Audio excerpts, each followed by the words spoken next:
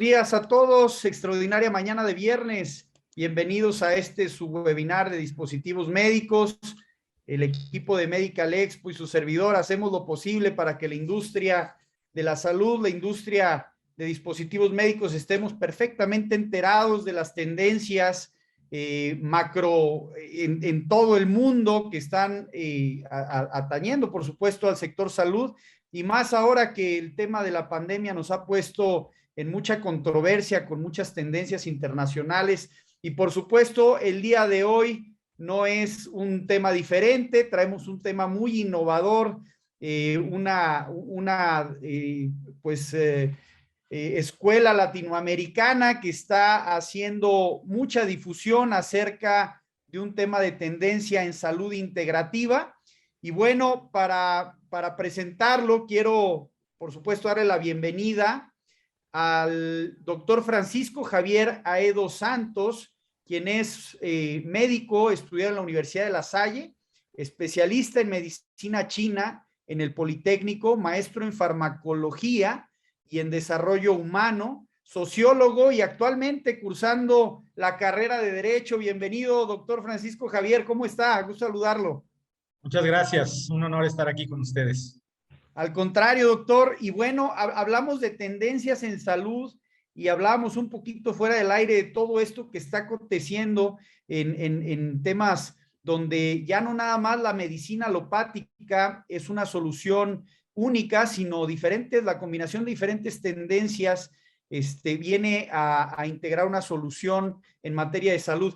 Quisiera que nos contaras un poquito acerca de esto que estamos viviendo, doctor Francisco, y por supuesto un poco también de tu trayectoria y cómo has llegado a presentar esta alternativa de salud integrativa a nivel internacional y por supuesto para Latinoamérica.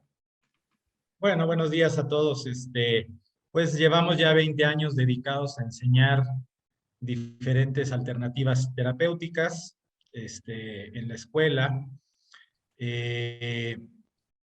La medicina, cuando estudiamos medicina, normalmente, cuando yo estudié, normalmente piensa uno que solamente hay un ángulo de vista del fenómeno salud-enfermedad. Sin embargo, posteriormente me di cuenta que hay muchas formas de abordar el fenómeno salud-enfermedad, ya que estudié otro tipo de disciplinas y me di cuenta que para un tema hay muchas formas de observarlo. Y también me di cuenta que pues es una tendencia mundial, inclusive marcada por la OMS, como ahorita les voy a presentar en mi ponencia, que está sucediendo en todo el mundo, ¿no? Y sobre la pandemia, pues ha habido mucha gente que ha tenido que recurrir a otras formas de curarse para poder salir del tema de la pandemia.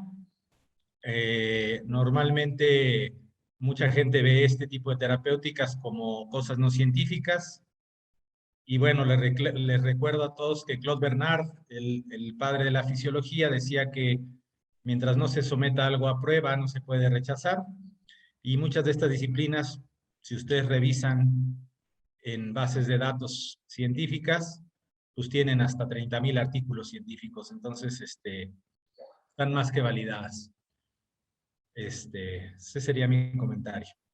Gracias, doctor. Y bueno, el doctor Francisco es director general de la ESI, la Escuela Latinoamericana de Educación en Salud Integrativa, una escuela que se creó como respuesta a la necesidad de un sector de la población interesado en adquirir conocimiento en esta rama. Doctor, tengo entendido que la escuela pues ya tiene 18 años prácticamente operando. ¿Cuál ha sido su experiencia en esta integración de esta tendencia hacia nuestros profesionales de la salud? Bueno, pues ha sido muy, muy interesante. Muchísimos alumnos, ya miles de alumnos han pasado por nuestras aulas y han empezado a integrar algunas de estas terapéuticas a su práctica clínica. Tanto gente que está en el sector privado como público, y han encontrado en algunas de ellas pues, un buen elemento para adicionar a su práctica médica. ¿Sí? Perfecto. Doctor, bueno, sabemos que tiene preparada una presentación para nosotros. Antes en lo que usted se prepara, pues a quienes se van apenas conectando con nosotros, darles la bienvenida y por supuesto recordarles que a través de nuestro chat pueden ir haciendo sus preguntas, sus inquietudes, aportaciones. El doctor Francisco procurará ir contestándola en la medida de lo posible. Y bueno, también recordarles que por ahí no tenemos ahorita, por cuestiones de tiempo autorizados, el tema de los micrófonos, pero la comunicación se puede ir manifestando a través de nuestro chat. Doctor, pues de nueva cuenta, muchas gracias por participar con nosotros, por transmitirnos estos conocimientos. Y bueno, la pantalla, la presentación y el auditorio es todo suyo. Muchas gracias. Déjenme...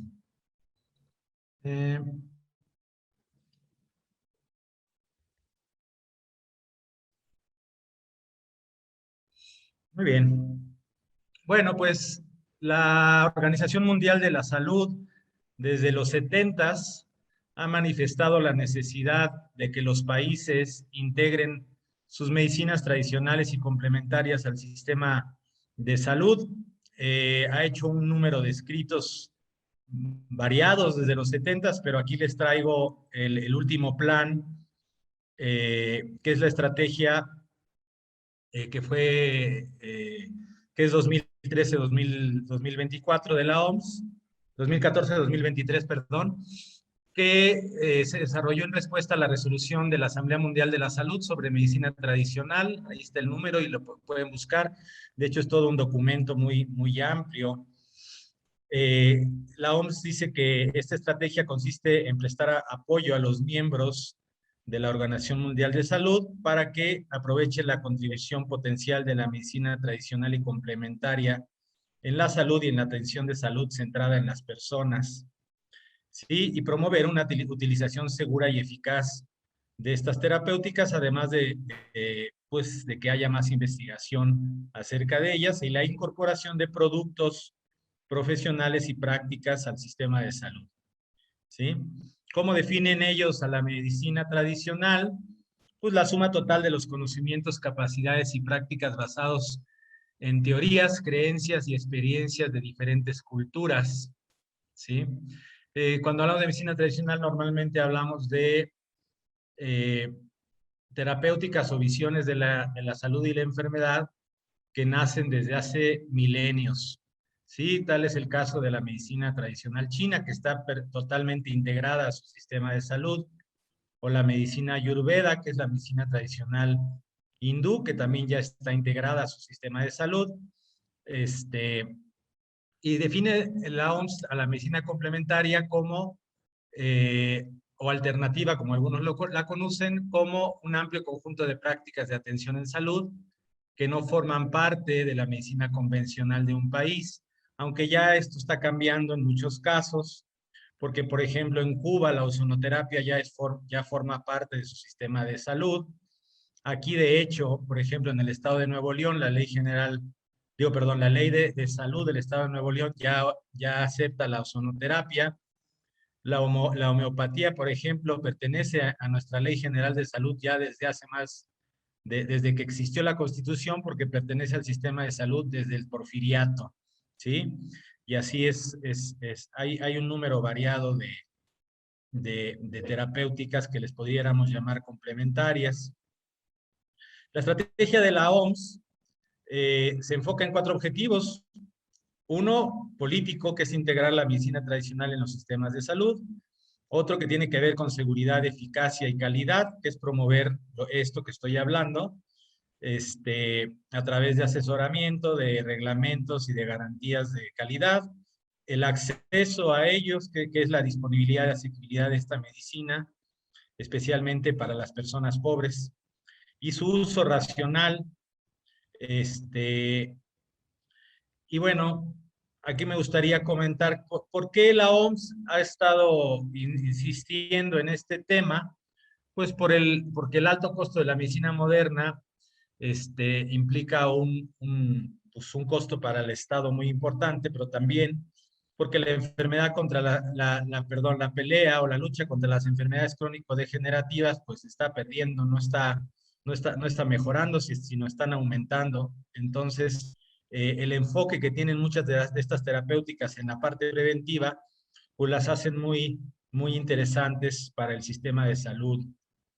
Entre sus recomendaciones ha sido crear instituciones de investigación.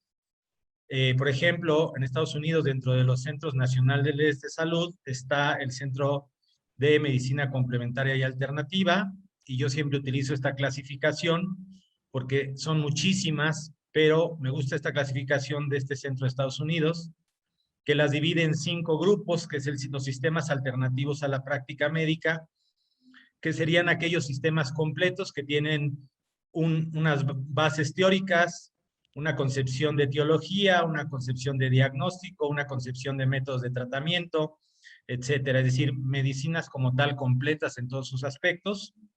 También pueden tener cirugía, etcétera. Están todas las intervenciones corporomentales, lo que en Estados Unidos denominan Mind Body Medicine, que es muy usado con los anglosajones, que son todas estas técnicas de relajación, imaginería, meditación. Por ejemplo, en Harvard, en uno de sus hospitales, tienen todo un piso de esta terapéutica que fue hecho por el doctor Benson, un cardiólogo que observó cómo los yogis podían bajar su presión arterial y su frecuencia cardíaca, y pues lo han desarrollado como un aspecto científico. Están todas las terapias basadas en la biología. La más fácil de entender de estas terapéuticas pues es la herbolaria. La herbolaria es uno de los métodos terapéuticos más antiguos de la humanidad, y se usó corrientemente en todo el mundo hasta principios del siglo pasado, aunque su uso pues no ha parado en realidad, y como todos ustedes saben, un gran porcentaje de los fármacos derivan de las plantas medicinales o están inspirados en una molécula que originalmente perteneció a una planta medicinal. Los métodos basados en la manipulación corporal, que son todas estas terapias como el masaje, como la quiropráctica, como la osteopatía, y las llamadas terapias energéticas, que ya están más como en la frontera. Yo les digo que están en la frontera de entre lo científico y lo mágico, aunque les podría platicar que en el mundo ya hay muchísimas revistas científicas dedicadas a estos temas, y hay datos muy interesantes aún de este tipo de terapéuticas, como el famoso Reiki, por ejemplo. ¿Cómo se les ha definido estas terapéuticas? Pues Eisenberg en el 93 las definió en el New England Journal of Medicine como no convencionales. También se les ha llamado medicina alternativa, que implicaba la idea de que se usaba una u otra medicina complementaria que complementa a la medicina convencional. La medicina convencional ortodoxa o científica es la que la gente conoce como alópata, lo cual es un término mal dicho, porque alopatía solo se utiliza en la terminología de la homeopatía. Y medicina integrativa, que es lo que nosotros hacemos, que integramos ambos tipos de visiones para ayudar a los pacientes con diferentes patologías.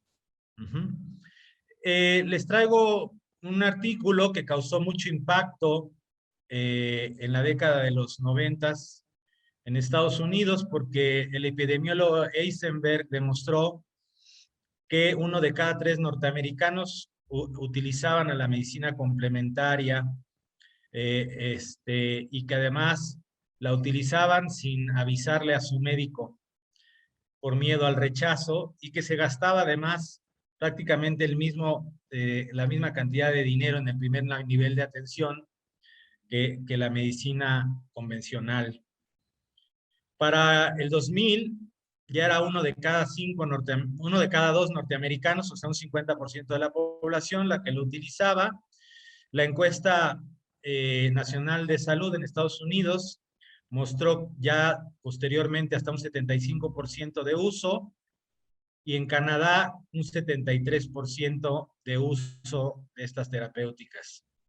En México no tenemos estadísticas, no se ha investigado adecuadamente el fenómeno, pero pues les puedo asegurar que andamos en números muy similares a los Estados Unidos o Canadá, toda vez que nosotros tenemos de base una medicina tradicional que se utiliza como parte de nuestra cultura, ¿verdad? ¿Qué relevancia tiene esto?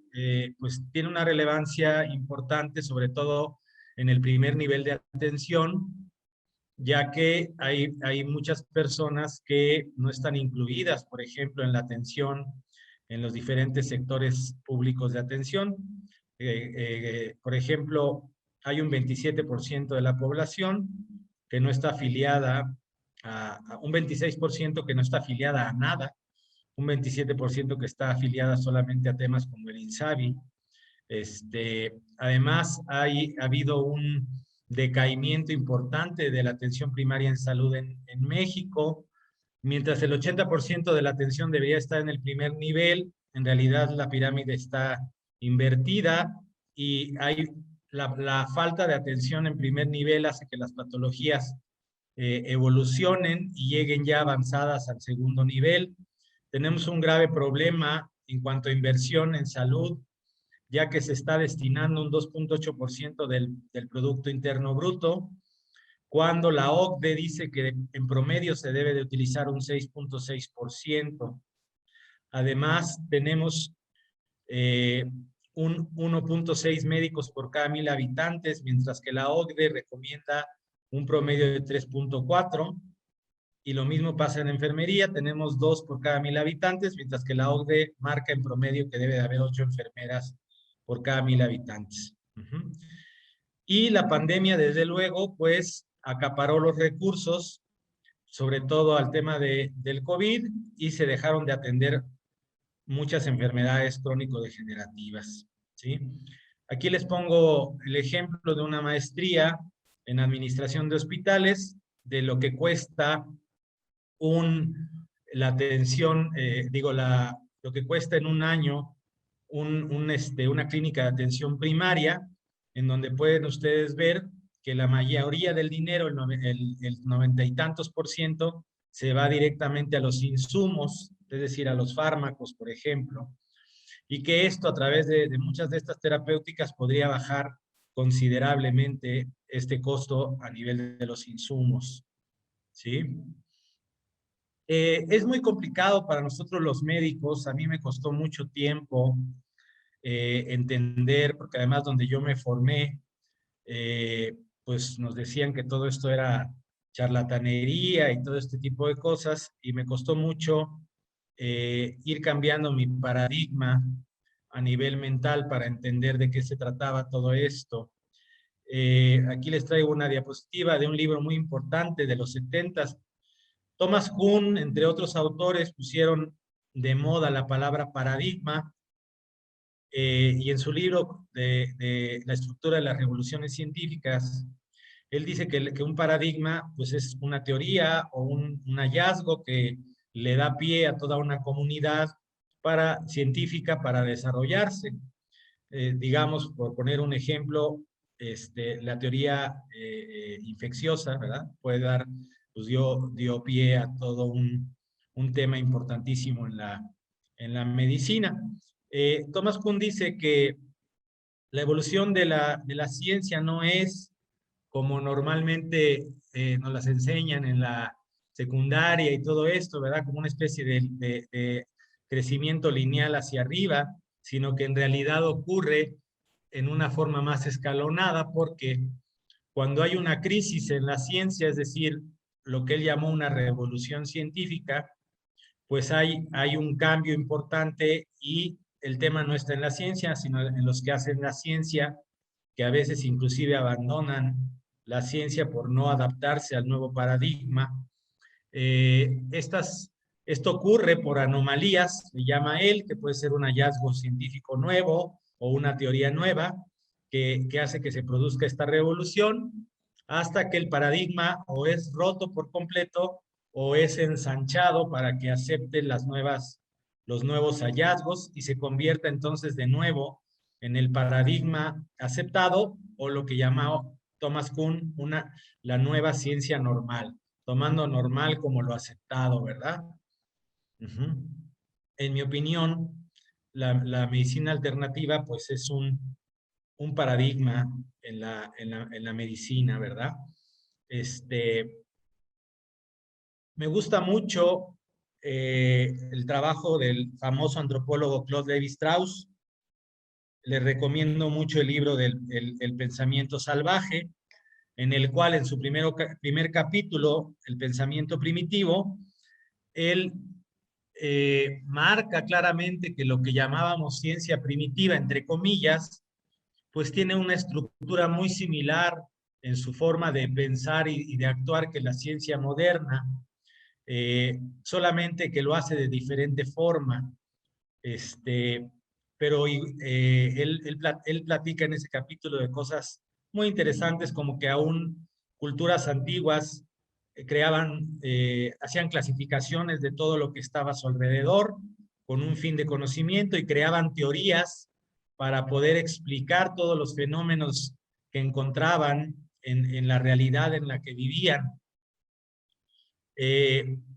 Decía que era más o menos como un personaje de su época francés que se le llamaba Bricoleur, que lo metías tú a un basurero y te construía una mesa, entonces con todo lo que había en el basurero, ¿no? Entonces, y que además muchos de estos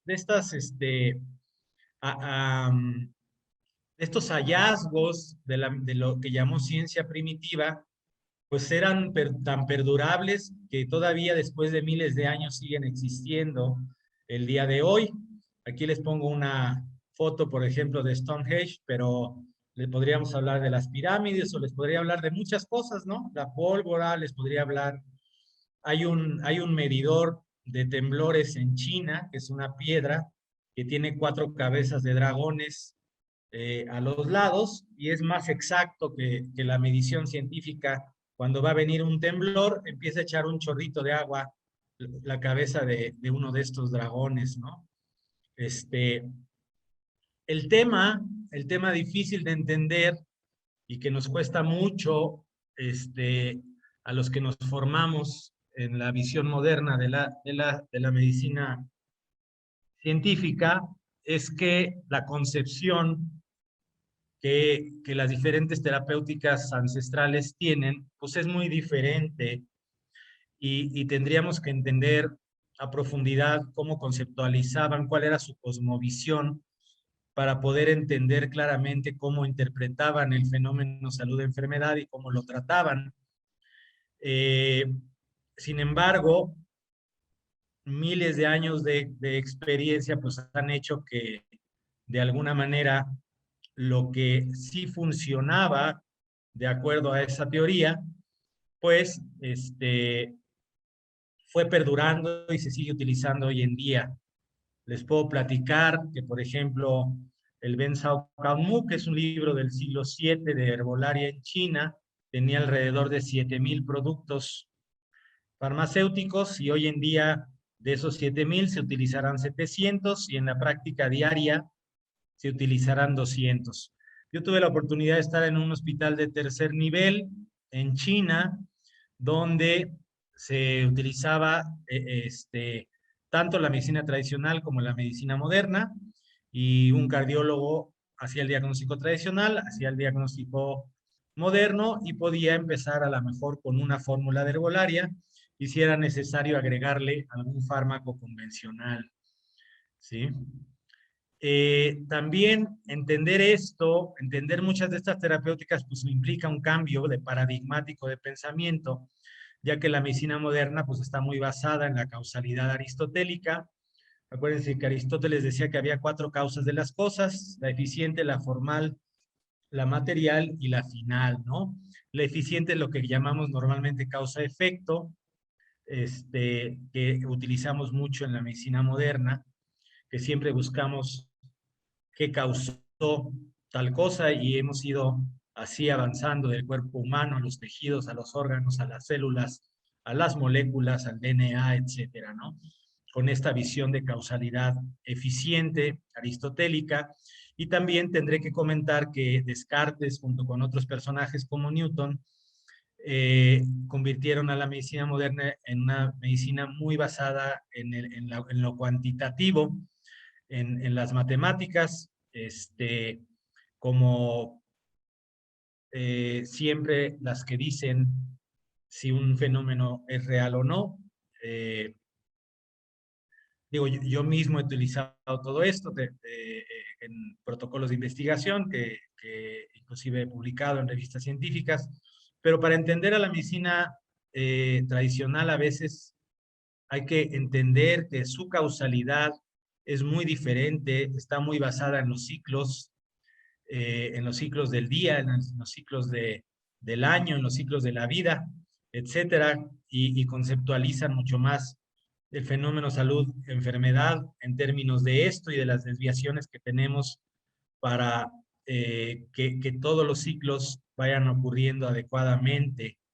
Estas concepciones son muy antiguas y fue hasta hace algunas décadas que se fueron integrando a la medicina moderna con todo lo que es la, todo esto que es la cronobiología o cronomedicina, ¿verdad? Que es muy interesante, si quieren también podemos platicar del tema, todos los biorritmos, pues todos estos personajes ya hablaban de los biorritmos desde hace varios miles de años. Y para explicar siempre a mis alumnos utilizo este cuento hindú del siglo IV, que dice que había 3 monjes que no sabían lo que era un elefante, eran ciegos, a uno lo pusieron en la pata, a otro en la trompa y a otro en la cola. Luego se los llevaron y les dijeron que es un elefante. Uno de ellos dijo que era como el tronco de un árbol, otro dijo que era como una serpiente y otro dijo que era como una cuerda, una liana. ¿Quién tenía razón? Los 3. ¿Por qué?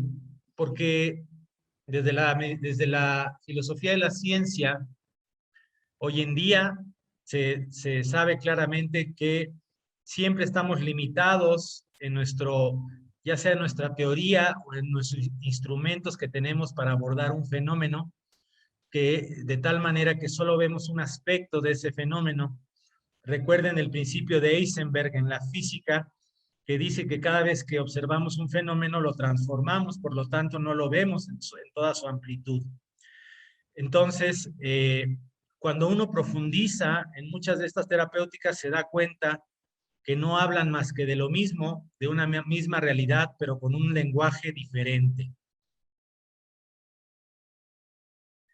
Desde el punto de vista de la legalidad, el artículo 2 constitucional cambió hace algunos años y cambió hacia promover la igualdad en las oportunidades de los pueblos originarios, eliminar las prácticas discriminatorias e integrar todo lo que es su cultura, etcétera, ampliamente, ¿no? En el país. En este mismo artículo, que es muy extenso, pero nada más les traigo un par de diapositivas, ponen énfasis en la mejora en su capacidad productiva, en la educación, pero sobre todo en el acceso efectivo a los servicios de salud mediante el aumento de la cobertura integrando a la medicina tradicional al sistema de salud. Quiero ponerles ejemplos pues, muy simples de gente con la que yo trabajo, de pueblos originarios. Ahorita el COVID está muy fuerte en la sierra oaxaqueña. Ni siquiera están censados, para que me entiendan. Y el centro comunitario de atención al cual pueden acudir está a 6 horas de camino y cuando van, pues muchas veces no hay médico que los atienda. Va un médico 3 horas a la semana. Y entonces, ¿con qué se curan? Sería la pregunta. Pues con su medicina tradicional. Así de simple es la respuesta. El derecho a decidir la atención en salud. Pues entre todos los derechos humanos, el derecho a la salud y a decidir con qué atenderse, pues es un derecho universal. Por ejemplo, en la Declaración Universal de los Derechos Humanos, pues, habla sobre los llamados derechos económicos, sociales y culturales que tienen que ver con el respeto a todas las culturas y a las visiones diferentes de ver pues toda la cosmovisión, toda la realidad, etcétera. Y en el artículo 25 sobre el derecho que hay de todos a la asistencia médica y a los servicios sociales necesarios, el Pacto Internacional de Derechos Económicos y Sociales reconoce el derecho a toda persona al disfrute más amplio de salud física y mental y al aseguramiento de la asistencia médica y servicios médicos. El convenio de la OIT 169 para pueblos indígenas y tribales manifiesta que debe de haber una igualdad y oportunidad en toda la población, y un respeto hacia la cultura, a la identidad social, a las costumbres y tradiciones de los diferentes pueblos. Y manifiesta también que pues todos los pueblos deben de tener un nivel de servicios adecuados y que los servicios de salud deberán organizarse a nivel comunitario, planearse y administrarse en cooperación con los pueblos interesados y tener en cuenta sus condiciones económicas, geográficas, sociales y culturales. ¿Sí?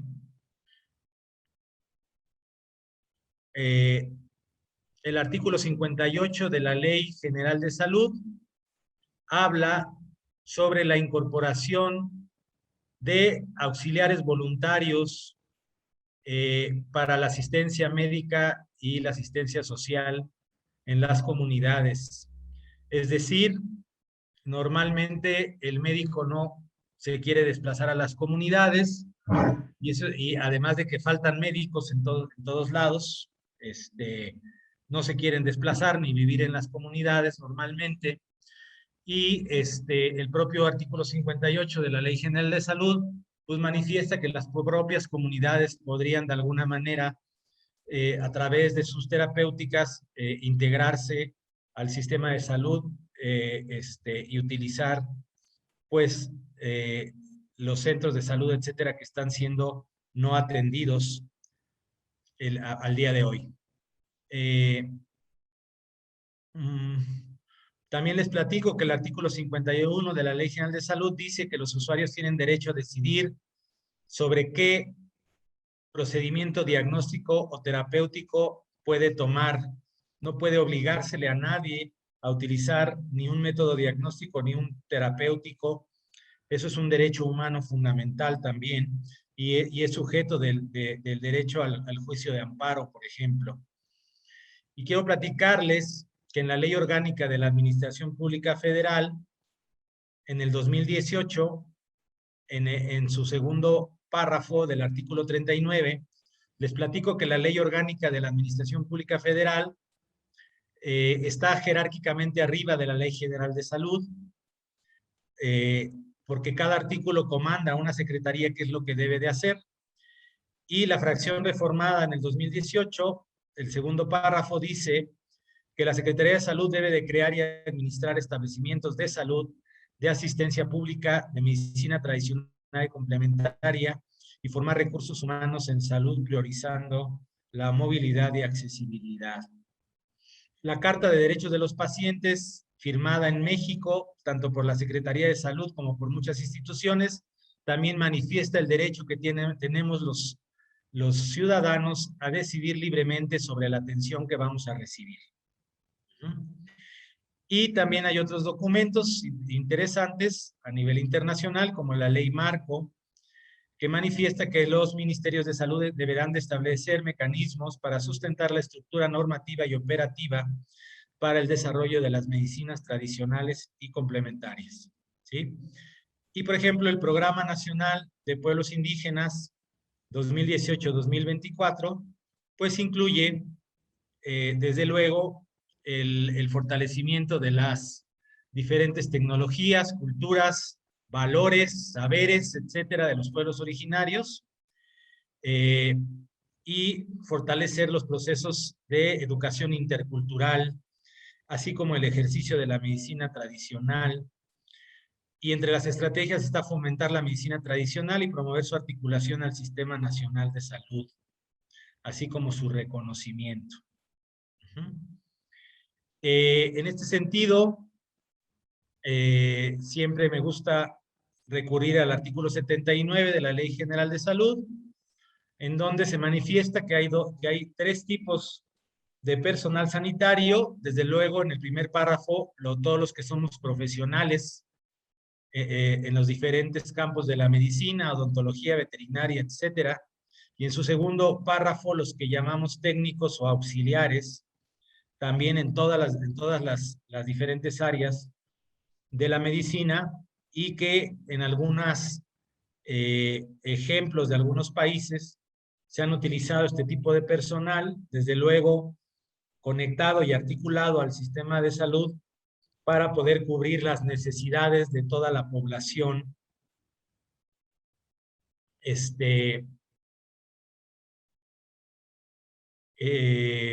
Y nosotros estamos proponiendo pues que esta integración vaya ocurriendo para mejorar el primer nivel de atención sobre todo, y se pueda ir articulando como ha sucedido en muchos países de Europa, en el propio Estados Unidos o en países asiáticos, etcétera, en donde ya está ampliamente integrada la medicina tradicional y complementaria en sus sistemas de salud, ¿sí?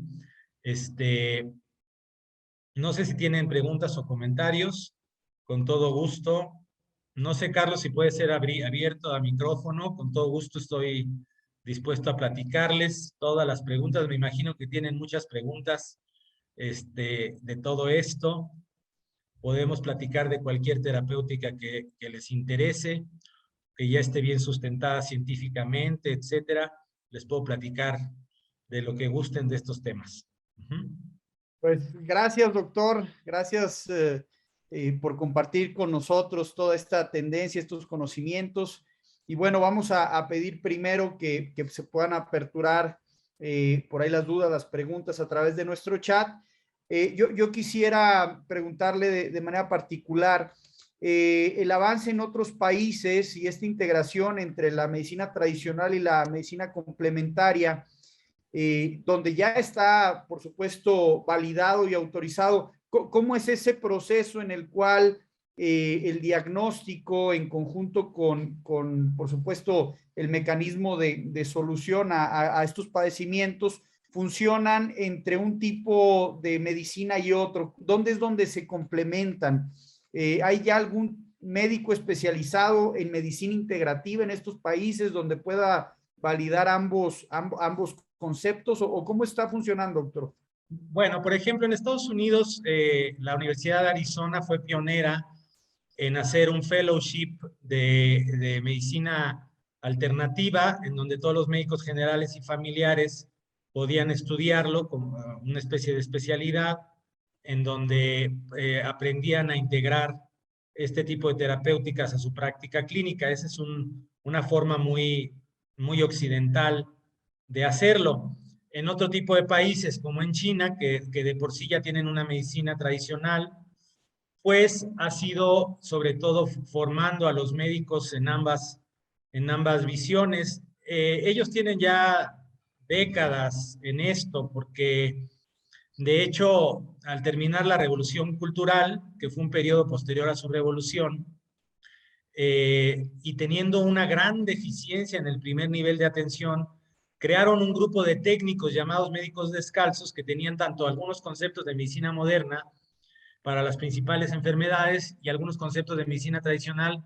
Los mandaron a todas las comunidades y con esto cubrieron la grave problemática que tenían en el primer nivel de atención. A lo largo de las décadas se ha ido integrando ya a diferentes niveles,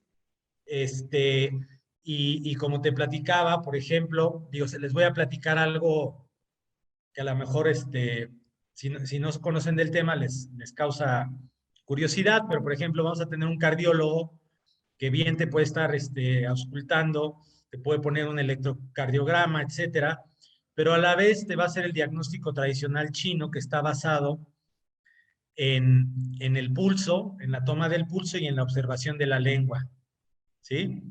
Ese es el método tradicional. Obviamente ambos también están basados en el interrogatorio, que como todos sabemos es el 75% del diagnóstico, y hacen un diagnóstico en la historia clínica tanto tradicional como moderno, y pueden tomar la decisión de empezar con un tratamiento tradicional. En China, la principal terapéutica no es la acupuntura, sino la herbolaria. Los chinos producen herbolaria no solo para su cantidad de población, sino que se dan el lujo de exportarla a todo el mundo, ¿sí? Son líderes en el mercadeo de plantas medicinales, igual que los hindús. Y nosotros tenemos la misma biodiversidad, fíjense nada más, y no explotamos esto que tenemos. Entonces, más o menos así ocurre. Entonces, por ejemplo, ya a mí me tocó ver cómo pues un cardiólogo le hacía una fórmula de herbolaria, obviamente en caracteres chinos. Desgraciadamente no lo traje, pero me traje recetas de allá para que las vieran. Bueno, entonces el paciente bajaba a la farmacia y le preparaban su fórmula, y era un hospital de tercer nivel. O cuando roté por neurología, estaban los pacientes con accidente vascular cerebral, noté que en el suelo les estaban pasando algo de color verde. Dije, ¿qué carajo les está pasando por ahí, no? Le pregunté a los médicos y me dijeron que estaban pasándoles salvia sinensis. La salvia sinensis, desde la concepción tradicional, se le llama que rompe estancamiento. Ese es el lenguaje tradicional. Desde la farmacología, porque ellos ya tienen libros de farmacología de todas sus plantas, es un vasodilatador. Entonces, y lo utilizan mucho en el accidente vascular cerebral. Entonces, veías ahí a los chinitos con su suero con salvia. Si tenían una parálisis, una hemiparálisis en su cuerpo, pues con sus agujitas de acupuntura, etcétera. Y además, si era necesario, medicamentos modernos también se utilizaban, ¿no? Esa es como la integración que hay. Allá en China, por ejemplo, hay hospitales totalmente tradicionales, hay hospitales totalmente modernos, o hay hospitales con integración de ambas visiones. En Cuba, les puedo platicar la experiencia. En Cuba ellos utilizan la ozonoterapia. La ozonoterapia, les puedo platicar que es una de las terapéuticas que en realidad no la vemos desde una concepción tradicional, sino desde una concepción moderna. Hay pues más de 5,000 artículos científicos hoy en día de la ozonoterapia, y todos son bajo una concepción científica moderna, porque el ozono en realidad nació en la ciencia moderna a principios del siglo pasado, se utilizó en la medicina, nada más que fue desplazada por todo el tema de la farmacéutica, y hoy renace, y hay muchísimos lugares en Italia. El principal investigador de ozonoterapia es italiano, ya falleció el año pasado, Bocci, que era fisiólogo, y en muchos países se utiliza. En Cuba está integrada al sistema de salud y resuelve muchas enfermedades la ozonoterapia. Nada más que la concepción con la que la tenemos que abordar es muy diferente a la concepción farmacológica. Nosotros normalmente pensamos, yo tengo una maestría en farmacología, la concepción farmacológica siempre es buscar el fármaco más específico para un receptor, ¿verdad? Ese sería el sueño de un farmacólogo, que el fármaco nada más se fijara a un receptor de un tipo de célula específico, ¿no? Sabemos que eso no ocurre y por eso hay efectos secundarios, porque se fija a otros receptores similares. Y pensamos en términos de especificidad. Sin embargo, cuando tenemos que pensar a la ozonoterapia, la tenemos que pensar no es en términos de especificidad, sino de generalidad, porque lo que hace la ozonoterapia es mejorar muchos mecanismos fisiológicos que el cuerpo tiene para autocurarse. Por ejemplo, eleva la oxigenación, hace que la hemoglobina libere más oxígeno, produce citoquinas, hace que las células produzcan citoquinas, y entonces hay un incremento en la actividad del sistema inmune. Produce vasodilatación, lo cual mejora a pacientes con hipertensión, y esto lo hace muy importantemente a través de la mejora de la capacidad antioxidante del cuerpo, porque multiplica las enzimas antioxidantes, y así les puedo decir alrededor de 20 efectos que tiene el ozono en el cuerpo, que hace que los sistemas propios del cuerpo, de la fisiología del cuerpo, mejoren para que el paciente mejore, ¿sí? Entonces tenemos que cambiar un poquito el chip farmacológico a otro tipo de concepción para poder entender terapéuticas como el ozono, por ejemplo. Si te platico de la acupuntura, pues podríamos verla totalmente desde el aspecto tradicional, pero también ya hay suficiente información para verla completamente desde la medicina moderna, porque en realidad la acupuntura, después ya de muchas décadas de investigación, se sabe que funciona a través del sistema nervioso. Entonces, hay miles de artículos científicos que han demostrado vías neurológicas por las cuales funciona la estimulación con los puntos de acupuntura, ¿no?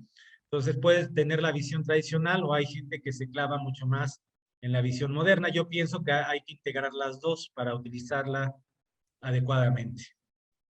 Doctor, cuando nos dice de integrar ambas, ¿existen riesgos que de alguna manera en esta combinación puedan afectar el resultado del paciente? O sea, ¿hay alguien experto en estar observando esta combinación de tratamientos y pueda poner en riesgo al paciente? Yo creo que cualquier terapéutica puede poner en riesgo al paciente y en la medida de que es más invasiva, ¿sí? Y por eso es que elevar los niveles de calidad en la utilización de estas terapéuticas es muy importante. Eh, por ejemplo, las plantas medicinales, no por ser plantas medicinales, son inocuas. Hay plantas medicinales muy venenosas, ¿sí? Eh, por ejemplo, el famoso toloache, la datura. Hay 7 especies de datura en nuestro país. Algunas de ellas tienen altas cantidades de escopolamina y podríamos darle a alguien esto y lo podemos envenenar o lo podemos hasta matar. Entonces, pero hay plantas muy inocuas como la manzanilla, por ejemplo, que todos tomamos en un tecito, ¿no? Entonces, es muy importante que tanto los médicos convencionales, también empiecen a ver lo que están tomando sus pacientes, porque el conocimiento de la farmacología de las plantas medicinales es muy importante, porque los pacientes ya utilizan muchas de estas plantas medicinales y si no sabemos sus efectos farmacológicos, pues nos vamos a perder de posibles interacciones que tengan con fármacos que estamos utilizando, ¿sí? Habla usted de elevar la calidad por ahí de estos conocimientos.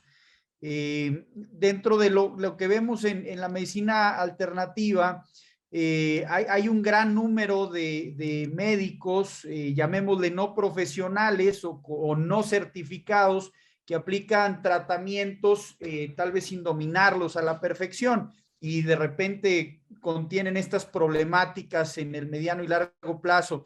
¿Cómo podernos asegurar, doctor, de que el médico con el que tratamos medicina alternativa realmente es un médico certificado o tiene de alguna manera fundamentos científicos avalados en la materia que está proponiendo? Bueno, los médicos no nos gusta el tema de legalidad luego, ¿no? Yo lo he tenido que aprender mucho también por temas de la COFEPRIS y todo este tema, entonces me he hecho experto un poquito en el tema y es muy simple. El artículo 79 de la Ley General de Salud y el artículo 18 del Reglamento de Servicios de Atención Médica dice que para utilizar cualquiera de estas terapéuticas tenemos que tener un documento que esté registrado con autoridad educativa competente.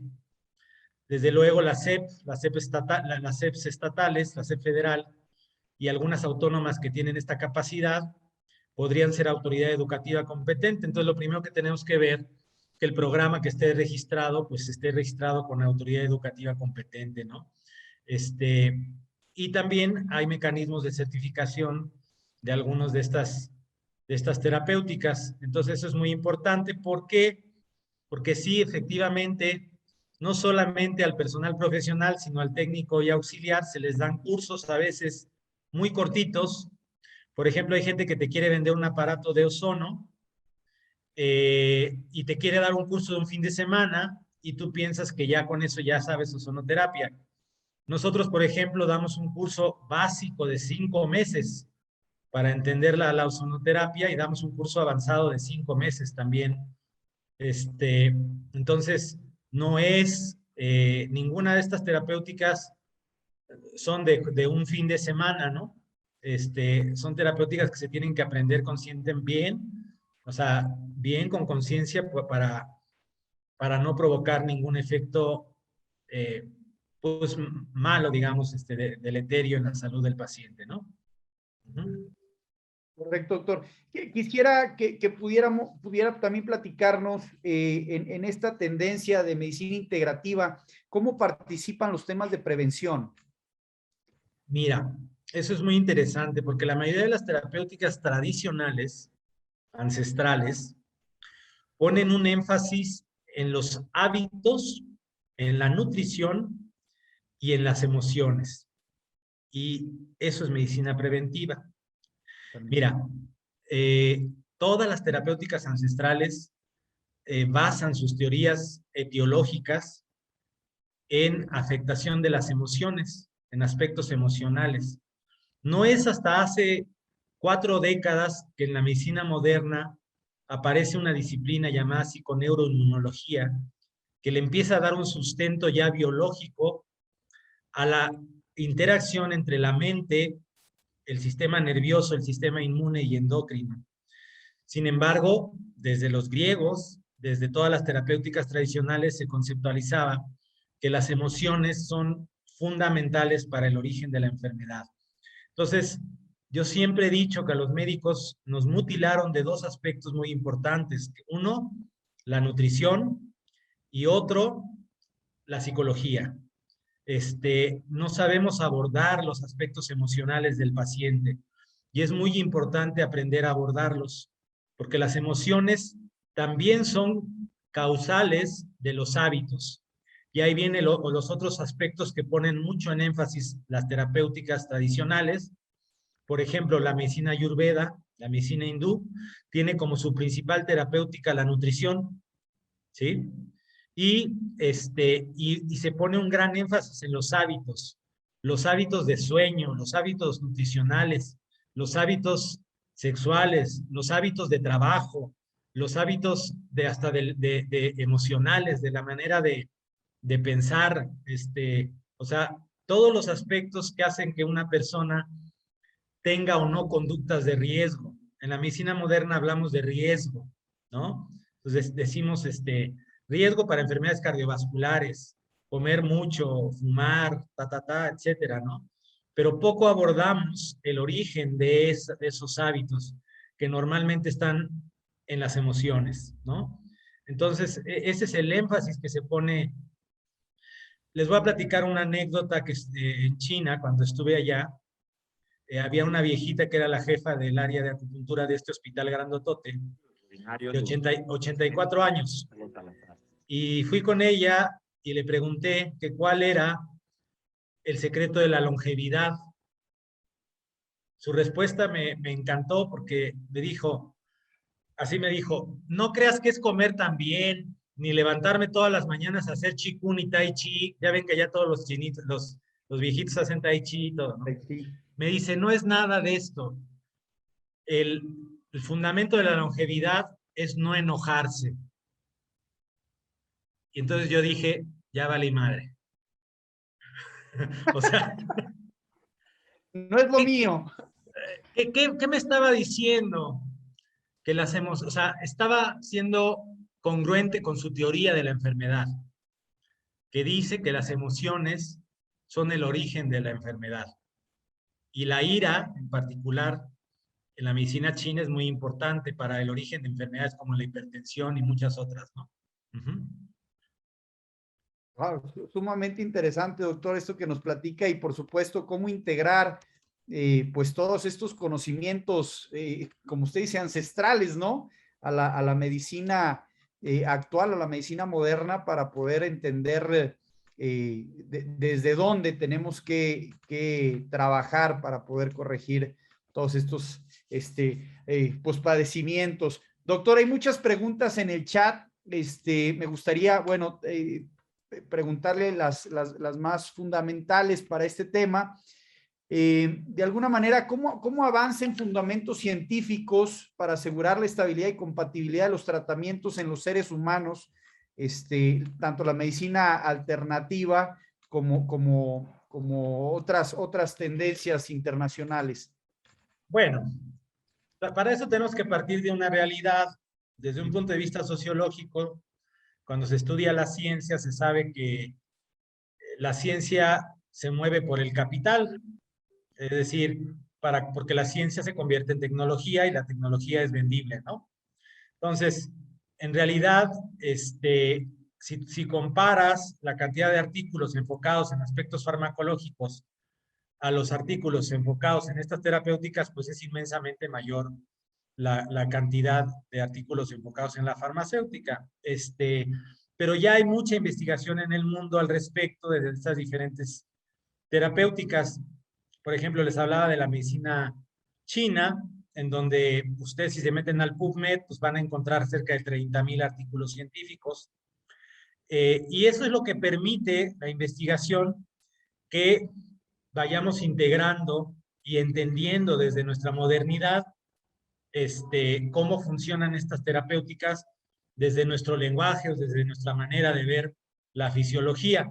Pero también les invitaría mucho a entender, a aquellos que les interese entender más a profundidad cómo ellos conceptualizan la enfermedad, porque hay cosas muy interesantes que se van a encontrar ahí en el camino y que nos ayudan a tener como un margen más amplio de entendimiento del fenómeno salud-enfermedad, o sea, ver el elefante desde diferentes ángulos resulta ser muy interesante, y cuando ya llegas a un nivel de profundidad de algunas de estas visiones, te das cuenta que hablan de lo mismo. Entonces, por ejemplo, yo te puedo decir gastritis, y en términos de medicina china te puedo decir calor en estómago.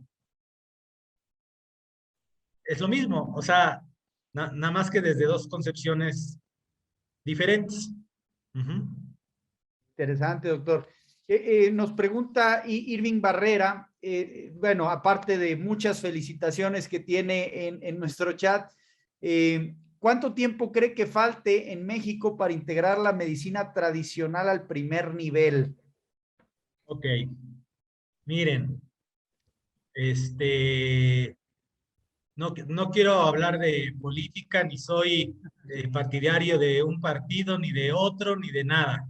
Simplemente estamos en una coyuntura actual que está permitiendo esta integración. Quién sabe qué pase en los últimos años. Yo he estado promoviendo que haya algunos cambios a la Ley General de Salud para esta integración. De todas maneras, de facto ya está ocurriendo, porque en algunos hospitales, muy pocos, porque no es política nacional, pero en algunos hospitales ya se está integrando, ya desde hace varias décadas. Pero para que haya la integración completa tiene que haber cambios a diferentes leyes y reglamentos, principalmente la Ley General de Salud. Entonces, nosotros somos un caso muy particular en el mundo. Yo siempre digo, tan lejos de Dios y tan cerca de Estados Unidos. ¿A qué me refiero? A que tenemos a la farmacéutica con una pata aquí en el cuello, así, que no nos deja avanzar en otras formas de curar, ¿no? Yo no estoy en contra de ningún fármaco, yo tengo una maestría en farmacología, simplemente estoy a favor de que los tratamientos sean más baratos, que haya otras formas también de abordar la enfermedad, y que haya un mayor costo-beneficio, ¿verdad? Que regresáramos al uso de muchas plantas medicinales bien estandarizadas, científicamente hablando, traería muchas mejoras en los costos también, ¿no? Yo les invito a todos, no sé qué edad tengan, si tienen mi edad, ya habrán visto desaparecer muchos fármacos de las farmacias. Cuando el fármaco ya empieza a bajar de precio, de repente, así igual que viene tu nueva generación de computadora y de celular y el nuevo modelo de carro, viene el nuevo modelo de fármacos, ¿no? O sea, viene la nueva generación. Y esos que estaban ya baratitos desaparecen, ¿sale? Y funcionaban bastante bien. A mi edad ya he visto desaparecer varios buenos fármacos de las farmacias, ¿no? Porque ya estaban muy baratitos. Ya no eran Espero, rentables, doctor. así es. Gracias, doctor. Abigail Morales nos pregunta, dice, así como dice que hay centros comunitarios en diferentes comunidades y a veces con mayor respuesta por parte de la población en conjunto con la medicina científica, es de gran importancia mantener un equilibrio en cuestión de salud. Bueno, eso hace una aportación para compartir esta información que de alguna u otra manera es sumamente importante para las comunidades. Joana Elena, bueno, felicidades, ojalá y pronto puedan integrarla a México.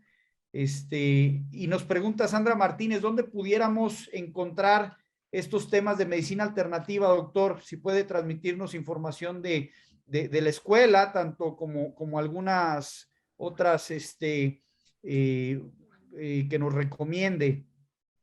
Pues ahí en la pantalla está el nombre de la escuela, nada más tendrían que ponerle www.elaesi.edu.mx y ahí pueden ver todas las terapéuticas que enseñamos aquí ya desde hace 18 años. Ajá. 18 años promoviendo todas estas tendencias, doctor. ¿Qué nos espera? ¿Qué nos espera para el futuro, doctor? ¿Algún diagnóstico 2022, 2024? Esto es una megatendencia, eso tenemos que entenderlo y eso ya se marcó desde hace varias décadas. Hay un cambio de paradigma importante. Cuando yo empecé, la gente en la comunidad médica que aceptaba estas cosas era muy limitada y ha ido cambiando. Y creo que la pandemia hizo una apertura de paradigma mucho más grande. Ha habido muchas terapéuticas muy útiles en la pandemia que desgraciadamente no estuvieron a la mano de muchos médicos. Yo les puedo platicar, por ejemplo, en mi experiencia, la ozonoterapia fue extraordinaria o ha sido extraordinaria en esta pandemia. Yo mismo, que me infecté, me curé rápidamente con la ozonoterapia. Entonces, el cambio de paradigma está ocurriendo y yo creo que la integración va a ir ocurriendo cada vez más. Ya creo que nuestra relación idílica con la farmacéutica también está cambiando. De repente sí querían a la ivermectina, luego, primero no la querían, de repente ya vieron que sí, nada más que costaba 75 pesos y de repente ya costaba 300. Y bueno, pues ahí está el tema, ¿no? Yo creo que nosotros como médicos tenemos principios, ¿verdad? Morales que a veces se nos olvidan, principios éticos, y es que tenemos que buscar lo mejor para nuestros pacientes. Y si encontramos alternativas mejores y a mejor costo, pues las debemos de utilizar, ¿no? Así es. Por supuesto, doctor. Y bueno, pues el tiempo se nos ha terminado, doctor. Agradecerte infinitamente la participación, transmitir estos conocimientos, pues que fundamentalmente vienen a renovar todo esto que estamos viviendo hoy en día en temas de salud. Y bueno, por supuesto, agradecerle a la Escuela Latinoamericana de Educación en Salud Integrativa, el AESI, haber patrocinado este webinar que por supuesto tiende a invertir el tiempo de todos ustedes en temas de transmitir estos conocimientos con nuestra audiencia. Muchas gracias, doctor, por su participación, por todo su apoyo. Y bueno, ratificarles por aquí, nos puso el comité organizador, la página web, corríjame si estoy en lo incorrecto, www.elaesi.edu.mx. Es correcto. Perfectísimo. Gracias, doctor, por su participación. No, gracias a ti, es un honor haber estado aquí con todos ustedes. Al contrario, doctor, gracias. Y bueno, recordarle a nuestra audiencia, las constancias se les harán llegar a través del correo electrónico. A quien no le llegue, bueno, ahí en la página web está un chat del comité organizador. Raramente no nos pasa, pero sí ha habido casos en los que no llegan por ahí las constancias. Recordarles también que este y otros webinars se encuentran en nuestro canal de YouTube, en www.medicalexpo.com.mx. También pueden encontrarlos. Pueden visitar nuestra expo virtual que está en nuestra página web. Hemos tenido más de 200 pláticas presenciales y ponencias a lo largo de 2020 y 2021. Y bueno, más de 400 ya tenemos pláticas en general, digitales y presenciales, todas grabadas y digitalizadas para ustedes, para que quien esté interesado en conocer más en temas de tendencias de salud, de dispositivos médicos, pues puedan registrarse en nuestro canal de YouTube.